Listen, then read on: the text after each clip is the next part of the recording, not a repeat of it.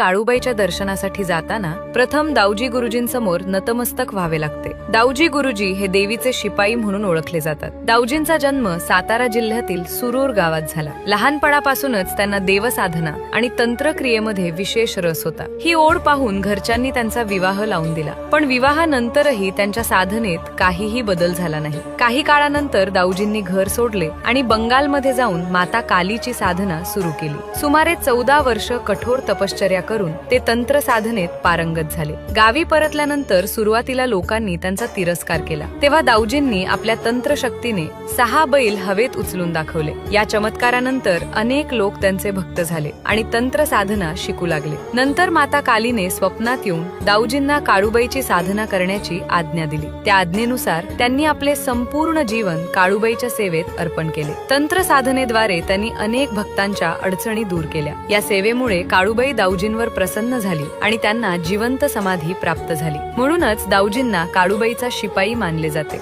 अशी श्रद्धा आहे की मनापासून दाऊजींच्या समाधी समोर नतमस्तक झाल्यास वाईट नजर व तंत्रबाधा नष्ट होऊन काळूबाई आणि माता कालीची कृपा लाभते।